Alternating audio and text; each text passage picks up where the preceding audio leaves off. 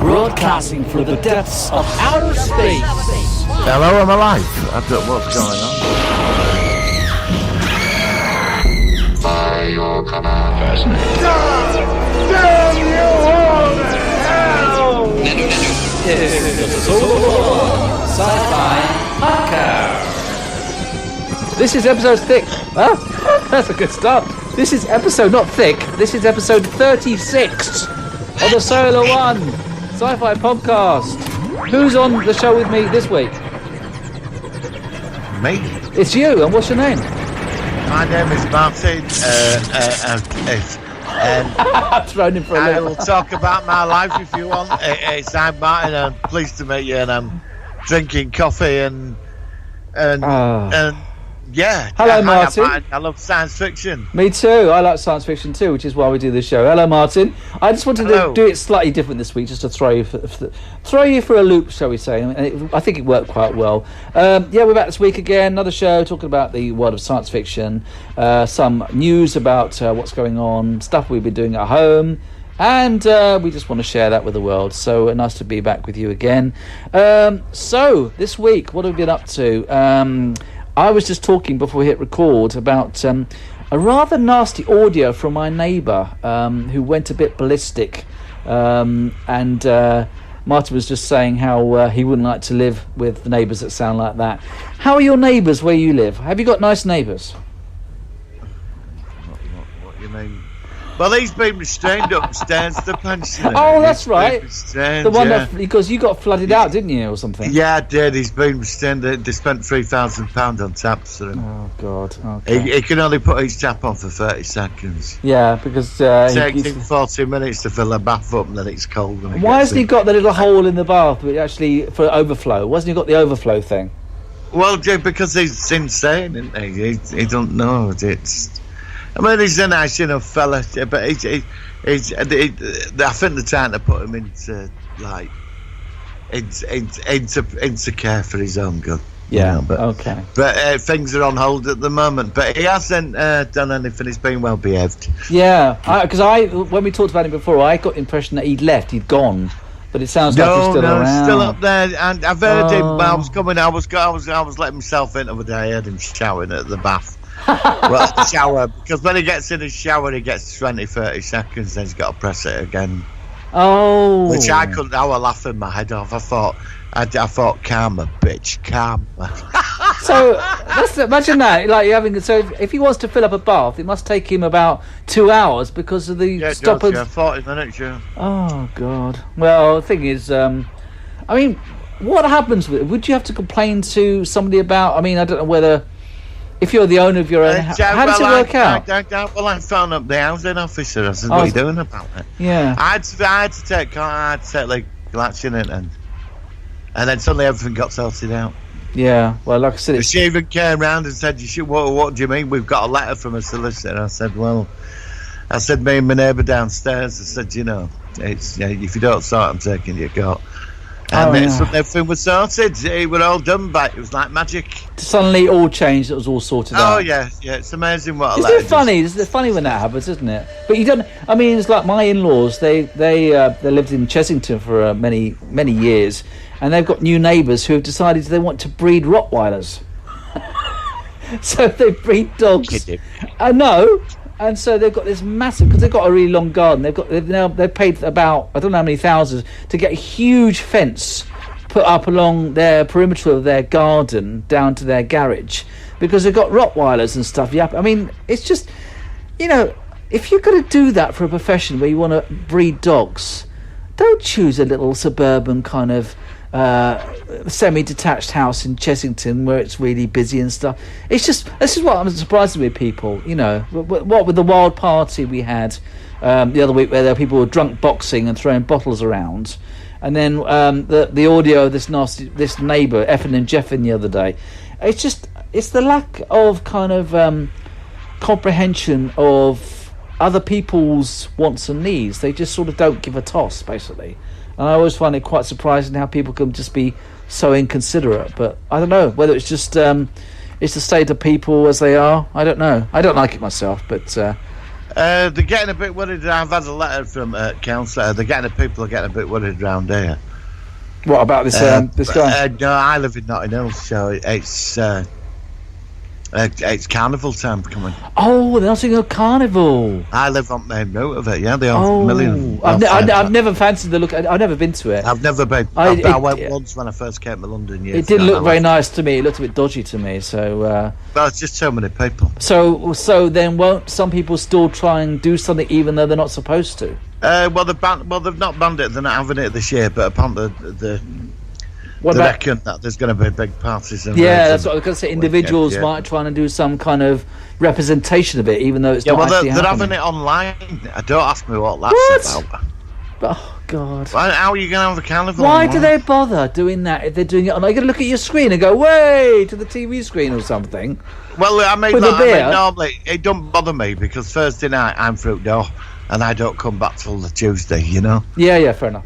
You know, we get a letter from Housing Association every year. It says, you will be fined if you rent your toilet out to people. I got a letter last year. It said, there will be fines to all residents of the Housing Association.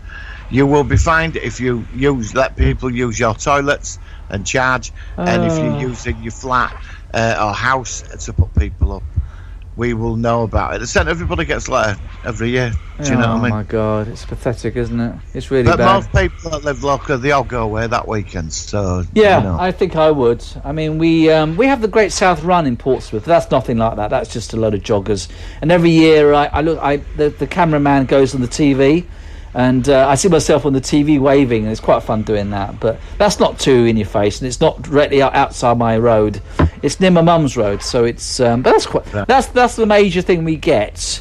But the Nottingham Carnival just looks like it's mad. It just looks like it's way over the top. So I never fancied it myself. So yeah, it'd be interesting to see what happens this year with regard to what's happening. So that's it for news from me at home. I think that's. Anything else before we go into the news this week? No, there's nothing much to report really. I'm back doing the live shows on Sunday. Yeah, I saw you do that next week. I'll tune into if anybody wants to tune in, Martin's Sci-Fi appeal. Yeah, please do, because he does a really good show, and it's one thing I'm not as good at as you are with the videos. You're very good at interacting with people and stuff like that, and it's always very entertaining to see what you. And it's a bit like a sort of like a video version of this show, except luckily you haven't got me with you, so it's even better. So there you go. Anyway, it will be a live show for 1 hour, 6 p.m. UK time, and I will see you all there. Yeah, Brett, and I'll try to tune in because I do like listening to your show. That'd be cool. Watching your show. Thank you very much. Excellent. Right, let's go into the news and let's see what's been happening in the world of science fiction this week. Here's the jingle. Working. So the Sci-Fi News. Okay, a few things which have been happening I've seen. I saw from you yesterday that apparently a 6th season of The Expanse has already been commissioned. Yes! Now, that's big news, seeing as the 5th season hasn't even come out yet. But that's a very, very positive sign because from what I understand that the actual series is trying to be following the novel, which I've not read. How do you feel about it? Are you surprised? Did you expect it? What did you think about that? I'm ecstatic. Finally, I'm just over the moon about it, to be honest. Yeah, it's very good news, isn't it? Because it's 6 seasons into it. That's a lot. That's a long way, isn't it? So that's very positive. Hopefully, it'll get to, because I think it's 9 books, isn't it? 9 parts to it. Yeah, there's 9 books. I think there's a 10th book coming out this year. Oh, it's still in development as well. So, I mean, that's very positive. Yeah. I also heard that, I didn't know this until the other day, but Hulu, who are doing the Orville, apparently have commissioned a new version of The Hitchhiker's Guide to the Galaxy. Now, I loved the 81 version, which we'll do a show on in some point soon. I wasn't that mad on the film version, quite frankly. I assume it's going to be filmed in America. Do you think this would be a series you'd like to see? Oh, look, there's a bit of controversy over all this. I don't know if you've been following. It's connected to the Orville. Yes, I heard that apparently some people are saying that the Orville, which is in production at season 3, which is actually halted for the moment, is going to stop at season 3 and be replaced by the Hitchhikers. But also that they're going to be using the sets from the Orville for Hitchhikers, guys. I don't believe that, quite frankly. No, I don't. But now the thing is, I've done some research into this, and Ego Fantastic Time, Yeah. And a couple of Mr. H reviews as well. The site that said this it's a clickbait site. Yeah, because he was saying about the. I saw the Egotastic one when he said that it was crap about the Orville being cancelled and stuff like that. He said it was bullshit. So I'm hoping I think he does need to know his stuff. Ego. Yeah, well, he had one that creators on. I watched it yet. He had, Martin Constantino or something. Yeah. And apparently he said, no, we haven't heard anything. No. I think they're probably doing it season by season because it's going to Hulu. That's right. Oh, if it's a big hit on Hulu are not going to cancel that. They're going to be screaming for season 4. And I can't see Seth MacFarlane sat on the programme that's making millions of dollars. He's going to let go of it. Yeah, but I think Seth MacFarlane also knows that the Orville, long term, is going to build a huge cult following. It's already... You think of Star Trek, the original series, it was good when it was going, but it actually got a lot bigger when it finished and went into syndication. So the Orville need to make probably about 100 episodes. If they could do that, that'd be fantastic. And then that's a long-term series which will be remembered for decades to come. It's like a slow burner, but when you've watched it like we have and known how good it is, it can only just the sky's the limit. I mean, imagine if they had like spin-offs of it or something, Well, that's what I was just about to say. I mean, the spin-offs alone, you could milk. You can make it like a Star Trek series. Yeah, exactly. Yeah, with that balance of because it is so Star Trek, but it's its own universe, so it can do things from scratch, but it's slightly more comedic. It's a wonderful balance. I mean, you could even do an Enterprise with it and go back to the creation of the Planetary Union and how all that would do. I mean, there's so much. Yeah. It can do a whole lot. He's already set the straight timeline for it all. Yeah, and you could just branch out anywhere on it. I feel quite confident that Seth's running it because he knows his stuff. He's a very successful producer. So, yeah, he is. So you know what I think about the Orville? It was the best thing I saw last year. It's the best thing out there. It is. Yeah, I mean, I do prefer it to The Expanse, and I love The Expanse as well. But the Orville to me, it's the gold standard of TV for sci-fi at the moment for me. So and it's film quality level as well. It is. It's epic. It's epic. A brilliant series, and I so miss season 3. I just want to see it. I know. I'm so gutted that they had to pause it midway through production, but it's all right. It could sit. We're all just on hold. It's like we're just paused. It's not going anywhere, and they'll just resume it when they can. Now, I also heard that Discovery is back on. I think we said this last week. Back on October the 15th. But also the Mandalorian's coming out mid-October as well, season 2. God for that. Finally. So luckily, both those respective series the filming production was done just before it all went tits up. So at least then, over the autumn period, we're going to have some sci-fi to talk about, review, and enjoy, which I'm really pleased about. Well, Lower Decks, nobody's picking it up apparently. Well, it's supposed to start. We're recording this on. Yeah, but nobody's interested in it. Oh, is it? Companies, it's not overrated. Now that could be clickbait. I don't know, but I heard the opposite. I heard that there was quite a positive buzz about it. It starts. Oh, right, okay. It starts. I don't know when it's going to be shown in the UK, but it starts tomorrow, the 6th of August in the States. And obviously we'll talk about it when it comes along. But I don't know about that one. It would be amazing if somehow that appeared on my computer screen somewhere. It could happen. It's a strange world. I don't know where it comes from, but it would be amazing. Yeah, maybe someone could turned it on and suddenly it were there just playing. Well, maybe it could be beamed in. I reckon it could be beamed in from America and suddenly be playing on the computer. What I mean. It'd be just amazing. Well, if it does, if it were to happen, we'll have to have a talk about it, won't we? So let's hope that something very science fiction happens where it materialises in where we can actually talk about it. So fingers crossed. So that's that. If it is on somewhere, how long is it on for? Is it 20 minutes long or what? I don't know the duration. I have no idea about the duration. I know it's 10. I think it's 10 episodes. Right. Or is it? It might be more than that because it's. I think they said that there's this series and then it's going to be Discovery, and I think they said it's going to be consecutive new Trek for 26 weeks or something. So it might be 13 episodes. Yeah, I mean, there is some good stuff coming up. What else? We've got The Boys. The Boys is back in September. Okay. I do recommend you should watch that. Okay, and It's only 8 episodes. It's the guy that played McCoy in the Star Trek films. I forgot his name. Carl something. I think his name is. Yes, Urban. Yeah. Want to watch it?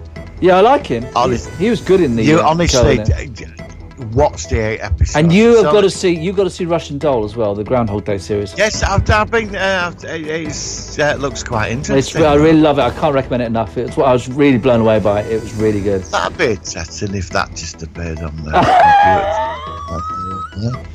It's amazing how these things just like come. I'm not going there. I'm not going there. Let's just let's forget about the dematerialization stuff at the moment. What else have you heard? Moving swiftly on. Apparently, Dread 2 is officially happening. Okay, and what's that? Is that one of your comic hero things? Oh, for God's sake! Well, I don't know what it is. What's Dread 2? Dread, Judge Bloody Dredd. Oh, Judge Dredd. You didn't say that. You said Dredd. Dread 2 officially happening as a Judge Dredd TV show. Oh, sorry. Okay, I'll say. Rewind. If you said Judge Dredd 2, I would have known that Judge Dredd. But I didn't know. You said Dredd. It could be Dreadnought. It could be... So they're making it into a series, are they? Yes, yeah, they are. Okay, cool. Okay, that was. Anybody famous involved with that series yet, or is it still in the early stages? I think it's going to be him again. What's his name? Carl Urban, or his name? Damn, it's Carl Urban. Yeah. Is he in that as well? Blimey, he's busy. He were in Dread, so forget the Sylvester Stallone. All I know is the Sylvester Stallone one and the old comics, the 2000 AD things. I think that was called, wasn't it? Did you see the film with Carl Urban? No. I know that it will mysteriously appear on your phone. Will you stop saying about that? Turn it on. It's just amazing, dude. I just like to. No, I heard about a film I fancy seeing. I think it's something called Splice or something. It's about these people who make this creature in the lab. Have you heard about that? No, but you reminded me of. I know I think there's a new version of the Human Centipede coming up. I tell you what, I've just done. I shot first one, never again. I tell you the film I want to review soon on the show. I've just finished the graphics for it. We've got to do The Fly with Jeff Goldblum. You must have seen that. God, I love that film. Yes, I've seen both of them. I mean, the second one is not so, but the first one is absolutely astounding. It's one of my top 10 horror sci-fi films of all time. Have you seen the Vincent Price? I've seen them all. I've seen the original 3. Yes. The original 3 from 50s. Yeah, I've seen them all. I've got them all. I've got a copy of all of them. The Fly, Return of the Fly, then Curse of the Fly, then the remakes with The Fly, and then just The Fly. But I thought he got eaten and at first one when his head was stuck on Fly's body going out. No. The second one, Vincent Price is back in the second one, but his son is grown up. Because his son is grown up. Remember I can't remember the name of the son in the first Fly, but he survives because Vincent Price is like the uncle, and then he looks after the son. The son grows up, and he goes back to the original lab, and he starts doing experiments again with the Fly again. And does he become a Fly? Yes, he does. It's good. I love the sequel. It's black and white for some reason. The second one. Is he evil like? I can't tell you. You've got to see it, but it's good. I don't want to see it. I can't stand the original. Didn't you? You're joking. Well, it was all right. I mean, how does Vincent Price come back? Well, because he's still the uncle, and he's still looking after the. Yeah, but he was stuck on a web as a Fly end at first one. No, that was his brother, wasn't it? The brother died with his head on the Fly and the body on the Fly's on the spider web, but Vincent Price wasn't he the brother of Roberto? Whatever his name was. I can't remember it. It was like French Canadian, wasn't it? Is the third one a woman? Third one is the grand. I think it's a grandkid. Oh, I don't know. I don't want to turn this computer on tomorrow and mysteriously Fly 2 and 3 and whatever's there. Oh, I'm going to leave that to you. So you don't want to see the sequel, the Return of the Fly. Okay, but all right. I picked up on Blu-ray the other day, but it freaked me out. It still does actually. What? I saw it and I thought, really, you're not going to find it. It was in the shop and I should have bought it now. But what's that? But it's the cover freaked me out. The Incredible Shrinking Man. I've got a digital copy of that, and it's brilliant. Yeah, well, I saw it on Blu-ray. I forgot, in the shop the other day.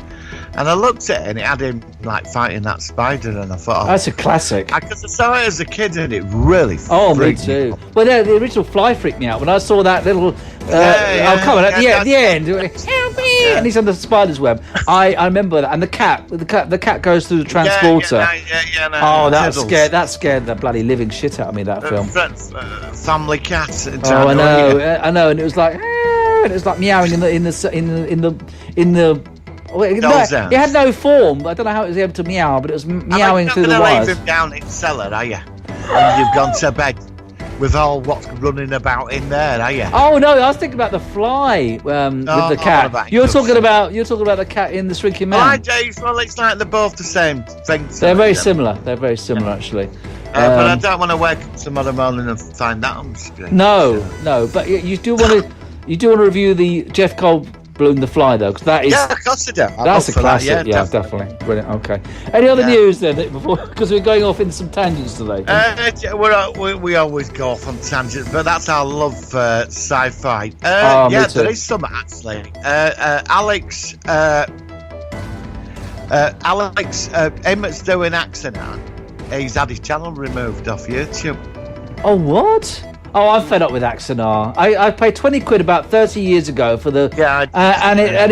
all I get on Facebook is updates, and they're doing another sort of like crowdfunding things for another 50p for a bar of chocolate or something, which might be seen on the bridge or something. I can't be arsed with it now. So, his channel's been removed off YouTube, yeah. Well, I wonder why that is then. There ain't much about it. That's strange. I'm accent out update. I'm just YouTube. I'm just doing it now. It's gone to his channel. Video unavailable. His channel's gone. It's all speculation. I mean, I could read the comments. Is that the channel that actually shows the Axonar 20-minute? The clips and the making of it, and him trying to raise money off people. Can you send me this and that, and then you can get a badge and. But a lot of people say, well, good, because we're all sick of it. There's a lot. Oh, it was ridiculous. I'm reading comments now. I looked at it the other day, and about a week ago he said, we are due to start filming the last bits in October or something. And it's not all his fault, because obviously everything's been... I think it was due to be finished in the summer or shown in the early autumn. But 2 years ago. Yeah, I know. I agree. But then that's CBS, isn't it? He raised £1 million quid. He bought a studio. He bought a building, and he apparently shouldn't have done that. Then he rented the studio out for work and that, and then we got the odd clip of 2-minute clip or a half-a-minute clip or something. That's right. And then there's a picture of a bridge with him on it, and because he walks out. Gary Graham, him that played Gary Graham, he walked out, Did he? Week. Oh, I didn't know that. He walked off. Why? Something to do with money. Because he was reprising his role. I think his character was called Soval on. That's it. Yeah. Well, he said on his Twitter account that the parted ways. It was to do with money, but I think what it was, because he's quite an established actor. I think he's worried about. With Paramount. Actually, I've been saying Alex Kurtzman. That's the guy who runs Discovery, and no, it's Alec Peters, isn't it? Alec Peters. Sorry, everybody. I've been saying the wrong name. It's Alec Peters. Well, this is it. He walked out over money, and he said it could be damaging to his career. Because he's quite a big actor, that Gary Graham. Yeah, I mean, he appeared in Voyager as well, and he appeared in obviously Alien Nation as well. Yeah, well, he's all over TV. He's like he's like a TV actor on soap operas and all that, isn't it? That's right. Well, CBS and Paramount, he might think, well, this guy's getting into all this crap with them all the time. It might not be worth me sticking around. Well, I heard when the first CBS rules came down, that fan films were not allowed to hire official actors in the Hollywood industry. Now, I know J.G. Hertzler, who played Martok, was involved with it as well. So Tony Todd. Look, Tony Todd's a huge actor. Yeah. So, as far as I was aware, none of them could come back anyway. So I don't know what's going on now. Well, with Alec Peters, I loved the 20-minute thing they did. I've got to admit. Yeah, it was fantastic. I loved it. I have to say it's the best Star Trek I've seen in After Enterprise. They got it right. They did. He made Star Trek. He did. Absolutely. He did. And it shits all over Discovery and Picard. It blows it all out of water. Yeah. And really, what Paramount CBS should have gone up and said, look, we're going to give you a big budget. Turn this into a weekly TV series. Because they were wearing the original uniforms. They had the original ships. With the original continuity. Sets, they advanced the sets. They still look the same, but still look futuristic. Yeah. And it worked. That 20 minutes works amazing. It did. And that is what... And really, that was where I was hoping the new Star Trek series were all going down that path. Yeah, and they went a completely different tangent. Sorry for that, but they fucked it, didn't they? And got it right. But then again, it comes out about him, all these stories, and he's always online asking for money and send this. Then he's in court again with CBS. Then he's out of court, and that's why when he said, "Oh, it's coming soon," I sent him like 20 quid. I did 20 quid as well. And I'm never again. No, but because of him, Star Trek continues could go. Yeah, and also Star Trek Phase 2, the other fan series, which is the second. Because of Alex Peters. I mean, I don't know. I mean, it was too big to. The problem was CBS and Paramount used to be okay about fan things, and the thing is. But then apparently a lot of the money which we paid towards Axanar was being spent on their own things, so it wasn't all going into the production, and it just, I don't know, it got just a bit too big for its own good, and unfortunately Paramount, who, in their own defence, they are the actual copyright owners. You can understand. Well, for many years they didn't mind the fan stuff. That's to be right. honest. That's right. They didn't mind it because there were loads of fan stuff. That's right. Going for years on YouTube, and they, it kept it alive, and they looked at it and probably thought, well, they're keeping it alive, so we can at some point we can bring it back because the problem. But then he screwed. I think when he reached the £1 million mark. That's right. That's when it went. That's it. When it went past 1 million, because I remember on the crowdfunding thing. I can't remember. There was the name of these ones. They used to have these things. Kickstarter. That was it. And I was watching it because he was trying to get like 600,000, I think it was, dollars, and it went straight past that. And it was going past 1 million, and of course it went much higher than he envisioned. But then I don't know, it was because fans wanted Star Trek back. They did, yeah. And I mean, there's a movie called New Horizon. That's very good. I saw that as well. That was set in. That's very good. That was set in Captain Archer's time as well. I quite like that as well. Very good. I mean, you had the big ones. I mean, the three big ones were, for the longer ones, were the Renegades, which you didn't like. I didn't mind it. Horizon. And then, of course, Axanar, which was like a prelude to the actual main feature.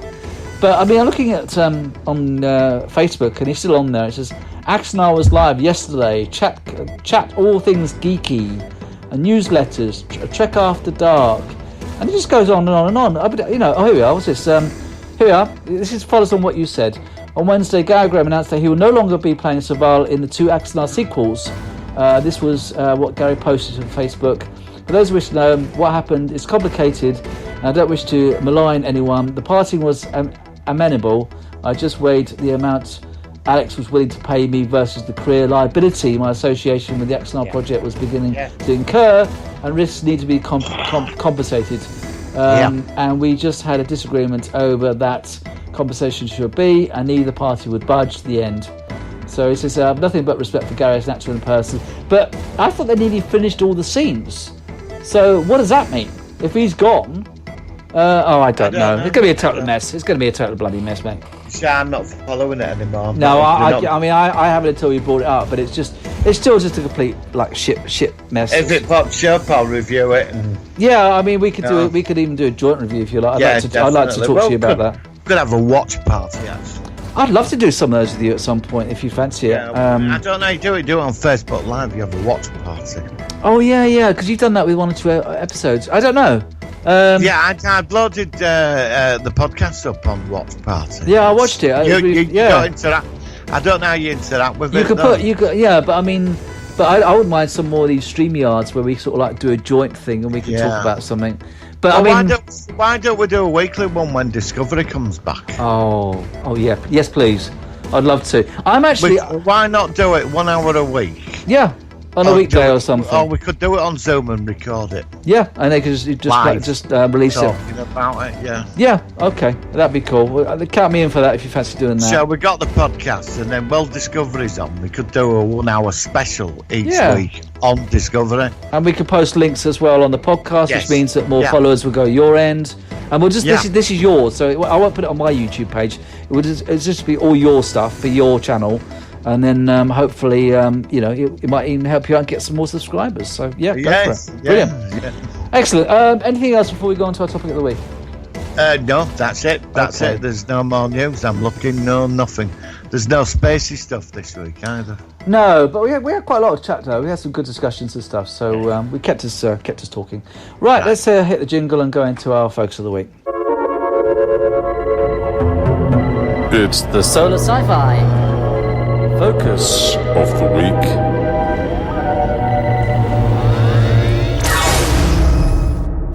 Okay, so this week is a film which I don't know whether I ever saw it. If I did, it must have been 30 years ago. I don't remember it, but I remember the name of it. And it was very good. It was The Last Starfighter, which was a 1984, it says here on Wikipedia, a 1984 American space opera film directed by Nick Castle, and it's a film that tells the story of Alex Rogan, a teenager recruited by an alien defense force to fight an interstellar war, and it just goes on from there. I did like it. I thought it was very good.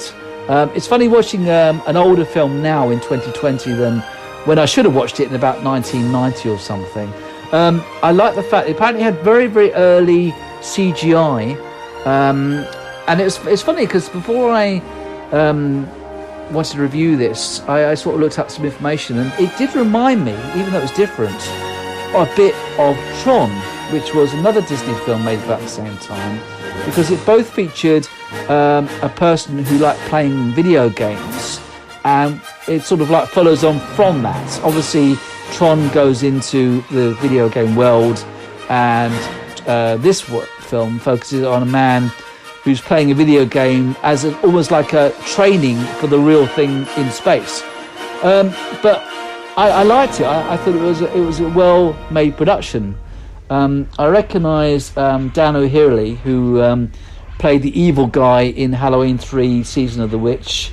I wasn't familiar with Lance Guest myself, but you saw this a long time ago. Tell me what you thought about it and why it stuck in your mind. I got hold of it on Blu-ray a couple of years ago. You can't get it in this country on Blu-ray, right? And I'd had it on DVD, but I saw it at the cinema. That and Buckaroo Banzai. Yeah. And they just vanished after like a week, 2 weeks at the cinema. They were hardly there. Oh, strange that. I hate that when that happens. You get certain films. Yeah, they just hang on. Absolutely amazing. But they just don't catch light. It's like, and they just fizzle out. They fizzle out.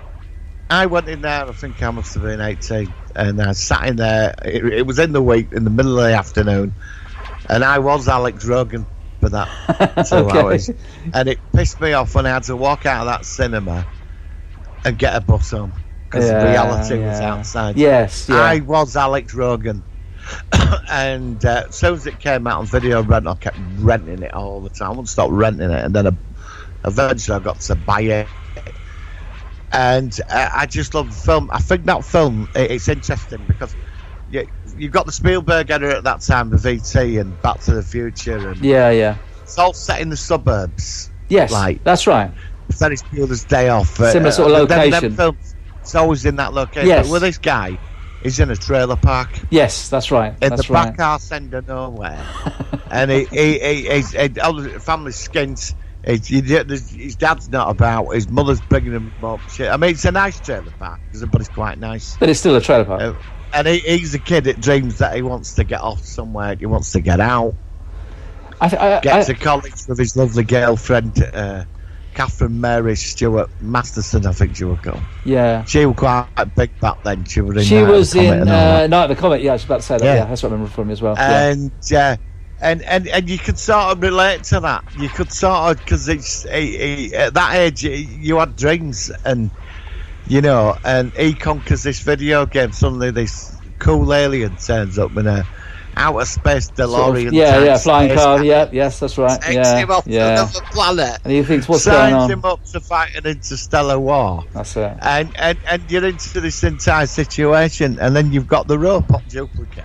Yep. Who was messing stuff at home, messing things up at home. Messing it up. Says to young brother, says, I'll tell Mum about your dirty magazines.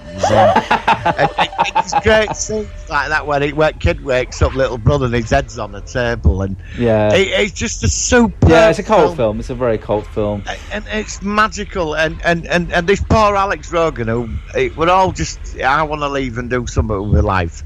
Suddenly he's into this interstellar war. Look, the baddies are pretty mediocre. You got yeah. But that's all. Doesn't matter. Doesn't matter. It's all about him. It's all about his character and this responsibility thrown on him. Absolutely. And in the end, he does the right thing. He stops because eventually they're going to get to Earth if the Starlink falls. Yeah. And then you've got Death Blossom, like that when it goes into one, when it's just annihilating the entire fleet of fighters, and they take out the mothership, and then I love the ending where he lands the ship and he says to his girlfriend, "Come with me." Yeah. Come with me. Fuck college, we're out there. It's more fun. Yeah. Yeah. It was a good film. Music, the soundtrack. Yeah. Wow. What music! I'm going to watch it again. Actually, like I said, I only seen it once. I'm going to dig it out today. Yeah, especially we've done the review of it. I certainly. I'm surprised that I wasn't. I mean, most of these other films talked about like Night of the Comet or Tron and stuff. That sort of era. I was so well aware of these. I knew of the name of The Last Starfighter, but I was convinced it was that other film. We talked about this last week with the ship, which looks like a buttock and it's orange, and then what's it called? Battle Beyond the Stars. Battle Beyond the Stars. I always confuse those two films. I don't know why. How dare you compare? I can't help it. I don't know. How dare you? Oh, there's going to be people kicking tables over right now what you've just said. It's just Battle Beyond the Stars and The Last Starfighter. They've both got the word star in it. Last Starfighter. And battling and fighting. Beyond the fucking stars, please. I don't even remember that. I don't even remember the other one, the battle. But we'll do a review of that as well at some point as well. Oh, we've got to do Battle Beyond the Stars. You mean with the spaceship taken from the fleet from Battlestar Galactica? I need the electric ship. I've got to watch it. I'm going to watch it, and then, like I said, because you do see some ships from other series, like an eagle in Red Dwarf. We saw that as well. So, but I would say that I thought it was a very, very fun production. It was good fun to watch. And what I think you just pointed this out about him sort of going in, playing his games to sort of forget about reality. In many ways, science fiction when I was growing up, it was a way of just losing yourself from reality. I was. I'd like when I went to see it at the cinema. Yeah. And that's the one thing for me which science fiction has always done. It's always been very powerful in just forgetting about the not humdrum, but the ordinary life that we all lead to a degree. We all have to lead. And go into another world or another dimension or whatever. I saw it twice on the same day because that was time when you could just sit in cinema all day. It goes round in circles. Yeah, exactly. I stayed in for the second time, but eventually I had to step outside. Oh well, yeah, but it's good that you got to see it twice though. I mean, you could do that now. I wanted to walk into the screen and disappear.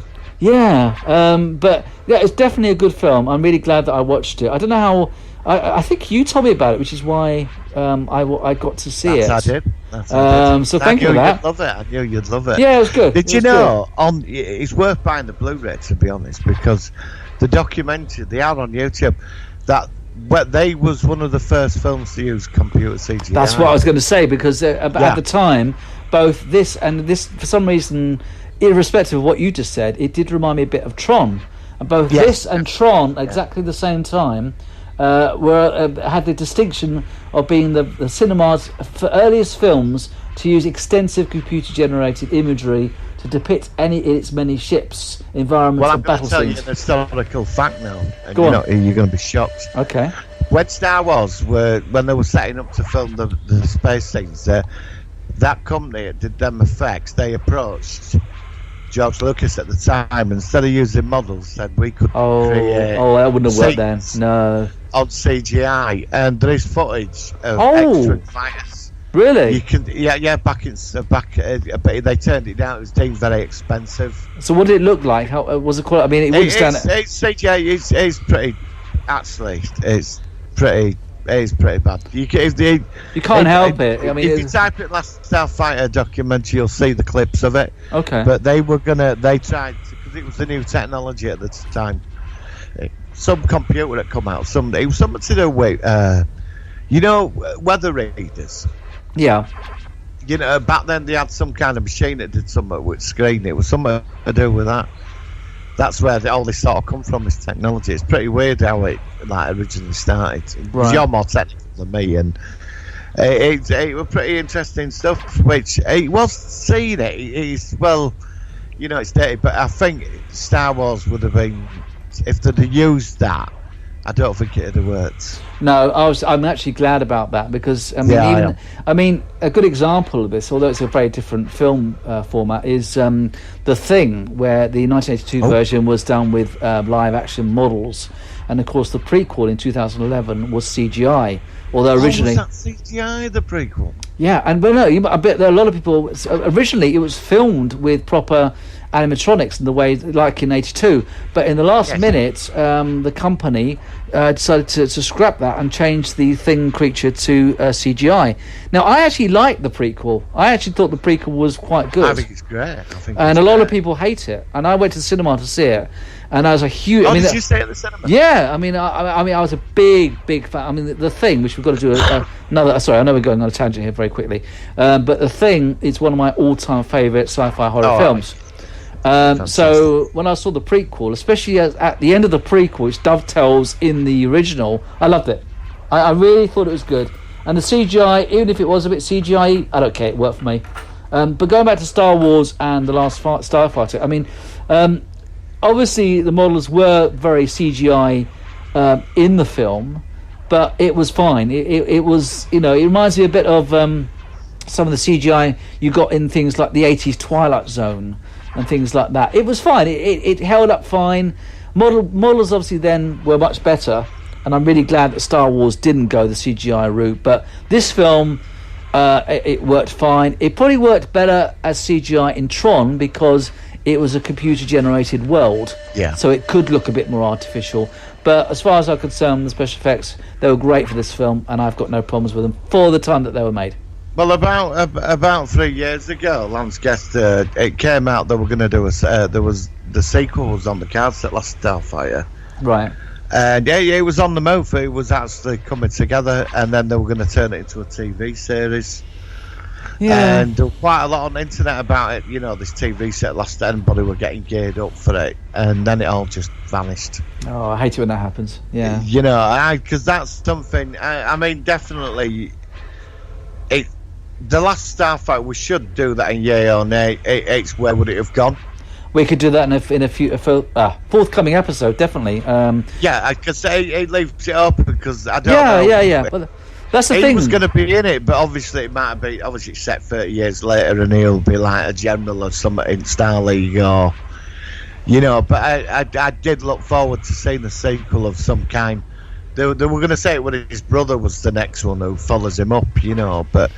It would have been interesting because I think again, the Last Starfighter, it's like the Orville. Yeah. The Star League is the Federation. Yes. Yeah. Similar sort of setup. Yeah. Absolutely. Yeah.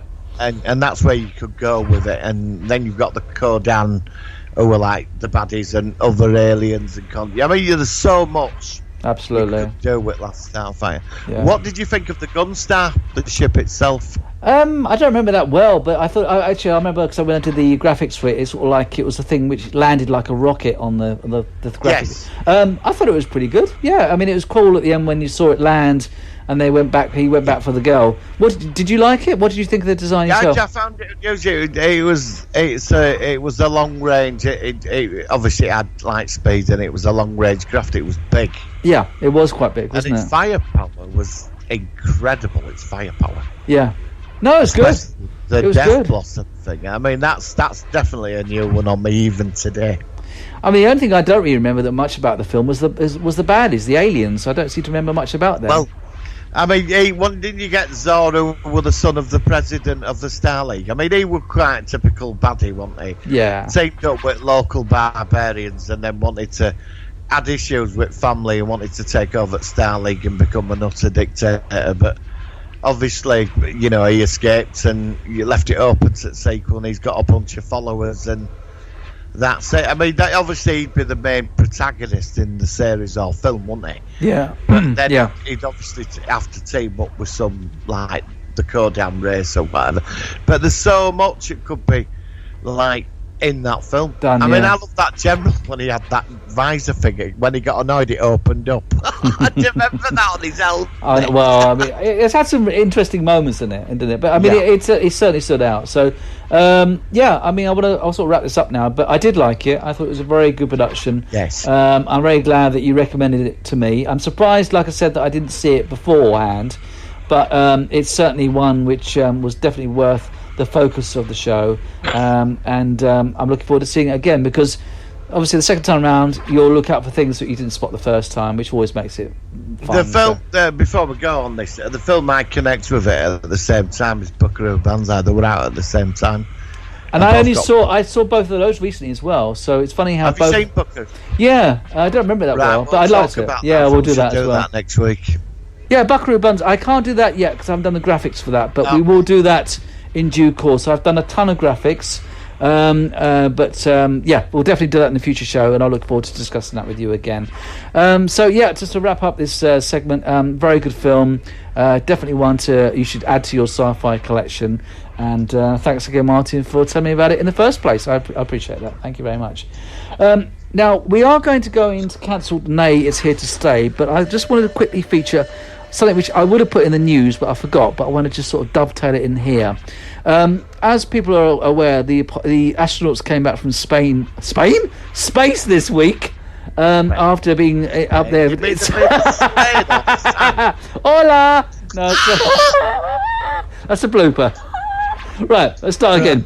So they came back from space. Yes. And I was watching it live, and it was on the TV because we had YouTube on the TV, and my family came in and said, "Oh, is this on the BBC?" No, it's on YouTube because it won't be shown on terrestrial TV, even though it's really interesting and historic. And it was really interesting.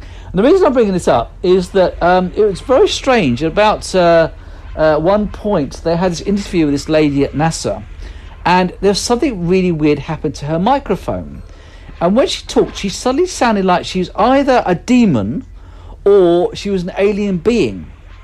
And I thought I'd play this, although you won't hear it that well. I'll play it to you now to see what you think. And like I said, it might not pick up very well on Skype, but you might hear it better on the replay. But I thought this was funny. So let's give this a play and see what you think before we go into strange, what's it called, Cancelled Nay. Here we go. See what you think of this. I thought it was quite amusing. We'll try one more time real quick. We have NASA's Brandy Dean out with the recovery forces. Brandy, if you can hear me, what was it like to watch this Dragon come down under parachutes? Oh, it was amazing. I wish everybody could have had my view. It was such beautiful sight. I mean, it's a gorgeous day. The water is calm. Really the best weather we could have asked for. And we heard the sonic booms as it made its way back. And we were able to find it early on as the parachutes were deployed. So it was very exciting for everybody who was gathered here. I mean, we talked so much about the weather. You said it looks great. What was it like on the ride out there? Has it just been kind of clear skies and clear seas the whole way? I'm not sure if you can hear me right now, but I think you're asking about the weather, whether it was clear skies. There are just a kind of a circle of clouds along the horizon, very low, but we were able to see the parachute far above the clouds and then follow it all the way until it splashed beyond. No. All right. I Well, watched this live. we're not getting any views on the boat. So, what kind of activity is taking place right now? We're able to see the fast boats approaching the capsule. What's everybody doing on the boat to just kind of get everything ready? The boat's also making its way towards the capsule. I can't see it with my viewer. But we're getting closer. Everybody's been kind of standing by, holding ready positions for quite a while now. So as soon as the flight deal, people that just start working on their own activities. Good God. All right, copy that. Well, we're going to keep watching from here. Thanks for calling in, and thanks for being out there with everybody and getting us these great views. It's really incredible. I know.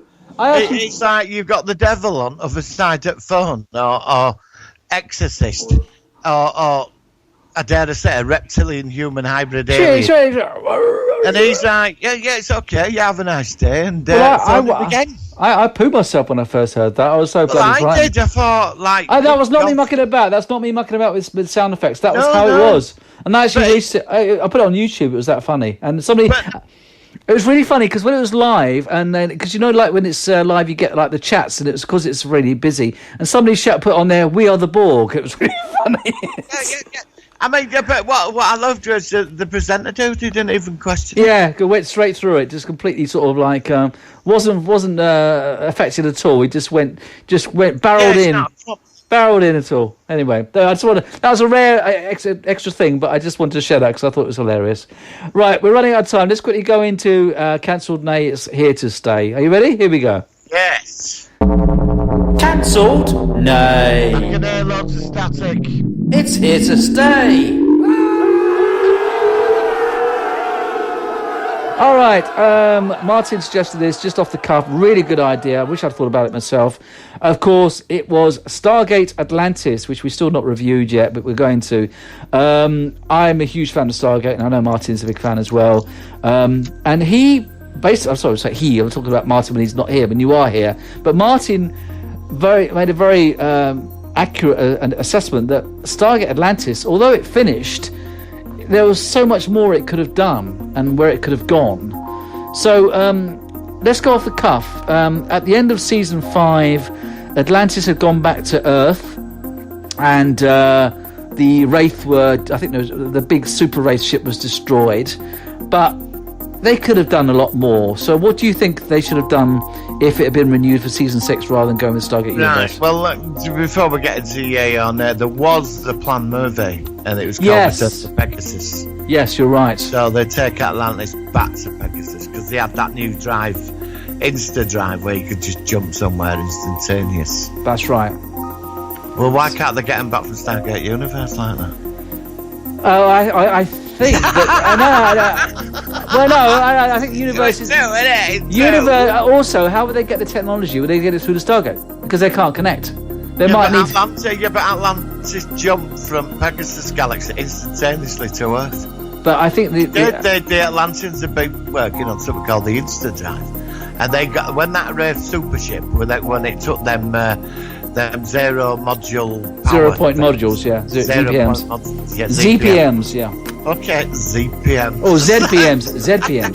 Right. Whatever. Well, they had an Insta Drive and they bounced from the Pegasus and got to Earth in 2 minutes. Well, why can't they just do that with Stargate Universe? Well, from what I gather, no. But the universe ship, the Destiny, is so far away that maybe it's. I mean, it's literally out of all the sci-fi series I've seen, I think isn't the Destiny the most furthest ever away from Earth, apart from even further away than Star Wars. Yeah, it is. Yeah. So they're galaxies away, aren't they? But I mean, they could jump 10 galaxies in 5 minutes, you know. Yeah, but how many galaxies away? I mean, there could be 100,000 galaxies away. They could be literally on the other side of the known universe. Yeah, that technology be on the Destiny hidden in a computer somewhere. Well, yeah, it's called a plot hole. It's called a plot hole. All right, I'm just writing. And also, Stargate, the original movie of Stargate, said that the Abydos was actually on the other side of the known universe than that, and it wasn't. It was the nearest one. So there you go. It was the nearest the network. It was the nearest network. Yeah. So they're back on Earth. they have a meeting with the UN. Is it the people that Stargate run Command.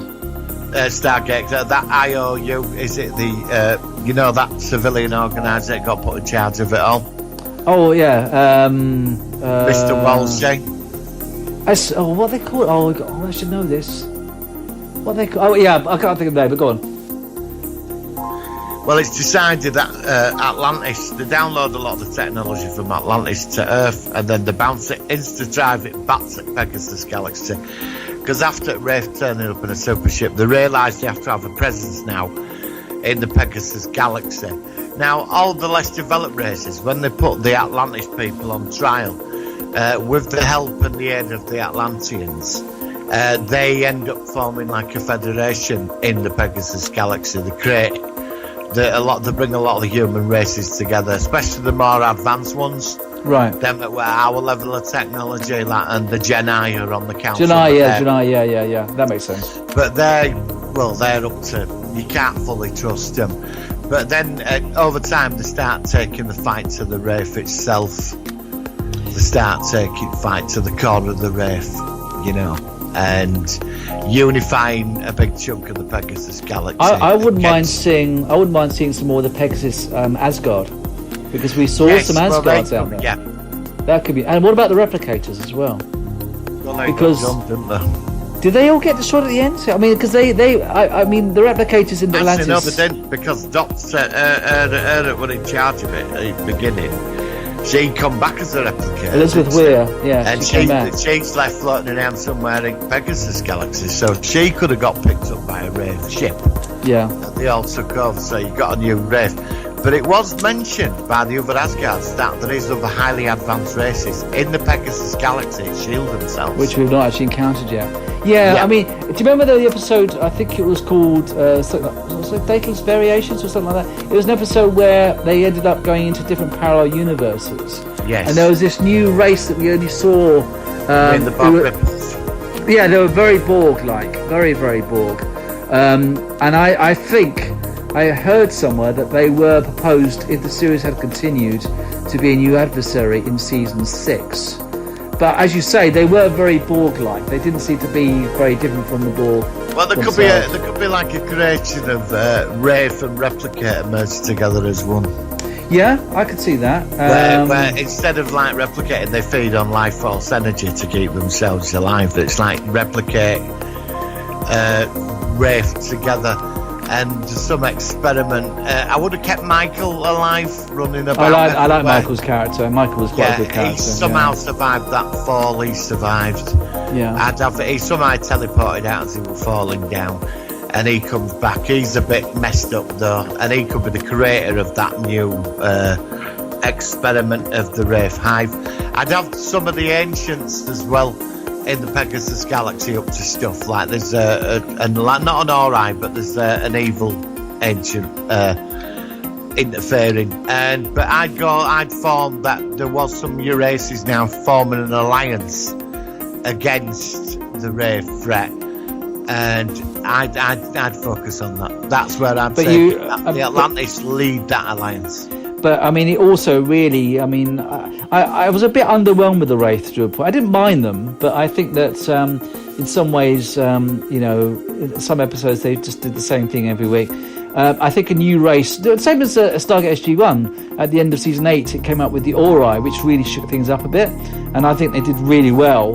And I reckon that they would have either done this Borg-like race, which we just talked about, or whether it would have been something else. I don't know. But I certainly would like to have seen this. Back. I'd have Todd back as well. Todd was a good recurring character. I like Todd. Yeah, I like Todd. But I wouldn't make him evil or good. He's just out for his own agenda. He wants to lead the Wraith people. But you could have it with Todd that he wants to take them in a new direction. He wants to change the way they live because there's no future for the race, really. No. Because when the humans across the galaxy start, that race created that virus that killed the Wraith. Yes, that's right. That gets spread around many races now, and they're all like injecting themselves with it, and they put it in the atmosphere to keep them out. And it ends up the Wraith. Really, it's about them surviving, and they've got to change. Things are over for it's changing. But this alliance is led by the Atlanteans And who would you like to have actually been running the Atlantis? Would you think Wolsey still, or another new? I like Shepard. He's my favourite Stargate character, Shepard. Okay. But I like Shepard. Yet again, O'Neill evolved, didn't he? Yes. He did evolve in the sense he became Brigadier General O'Neill, didn't he? Yeah. I mean, he was quite unrecognisable by the time. I mean, when we saw him in Universe, he wasn't really much like his old O'Neill self, was he, Bob? No, there'd been a lot of cheeseburgers since then, hadn't there? Yeah, he had it slightly expanded, shall we say? Since, yes, yeah. Well, that were all Interstellar. But I like that. Shepard now, I like Shepard running it. He's in charge of the military now. But I'd have Wolsey there as the oversight. He could be like keeping an eye on him or something. Yeah, and obviously McKay. I like McKay as well. McKay was one of my favourite characters on the show. McKay. Yeah, definitely. Because he was getting that romance with the Doctor who was in Firefly. That would be interesting to explore that one. Yeah, I mean, I would have liked to have seen that. I mean, him settling down, even like getting married, having kids or something. That would have been good. I'd have a Lucid Alliance spy or a Gould spy, and they haven't found that person yet. That'd be. I never liked the Lucian Alliance. I mean, Lucian Alliance even appeared on Universe. I always found them a bit kind of like. Well, I did like the fact that they took all the gold technology, but I don't know. I thought they were a bit kind of. I don't know. They're cool. They're on Universe. I'd have a Gould spy there. He's they find something. There's something in the Pegasus galaxy as well. It's going to change everything as well. What about some more Earth technology? Some more Daedalus, some of the X-304s. Build up a fleet.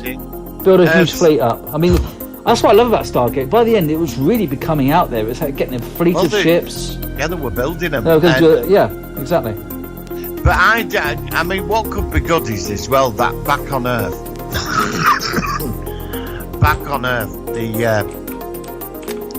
the political fallout from Stargate project is now leaked out into public domain. Yeah, and I'd have that running and the politics running in the background of Atlantis. Yeah, okay, that's that. I mean, one thing. If it goes, say, 5 more seasons. I mean, what they did at one point was they were having regular. Because in the early seasons they couldn't actually transport back and forth very easily, and then of course they had the Midway station, didn't they, and stuff like that.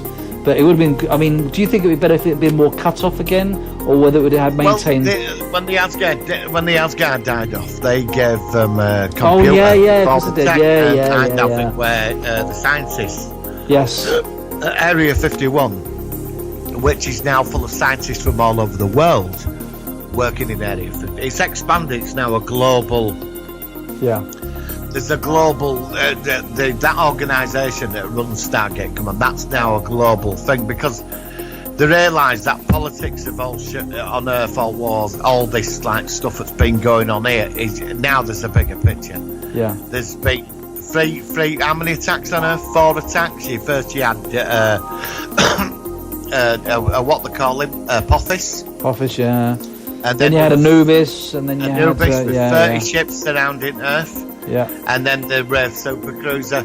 I mean, that's 3 attempts that have come from outside. Yeah. And basically, the world leaders, it's just they've had to realise there's a bigger picture.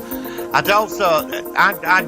could have a spin-off series called Stargate Expansion, where you take it from Atlantis, where it crosses over. That it's about colonising our solar system. There's a bit like you go down the Independence Day 2 route, with a base on Mars, installation on the moon. That Earth is now going to is slowly becoming a power within the quadrant. But also, I mean, I've got to wrap this up because I've only got minutes left for recording. So what they could have also done is maybe they could have had it so that there was different galaxies rather than like the Federation, which is in our galaxy. You've got the Pegasus galaxy for the Atlantis, but then also they start to discover the gate addresses for other galaxies, and it just expands more and more and more. But I'm going to wrap up now because I've only got a minute left. But some really interesting ideas. Thank you for that. I don't know why we didn't think about Atlantis before, but I still hope that if they do a new Stargate series, it will follow on from all the technological improvements from those early series and seeing what Earth would be like in 2020. So thank you. I finished season 6 where it all gets exposed to the public on Earth. Brilliant. I think that's excellent. Right, excellent. Martin, thank you for that. I'm sorry I've got to rush, but I've only got about 30 seconds. We'll be back next week. I think next week we're going to do, if you don't mind, The Day of the Triffids, 1981 BBC. God's sake. You don't like that? I've watched it. I watched it last week. I watched the episode. Oh, bloody. We're going to review it next week. I've already done the graphics. We're going to leave with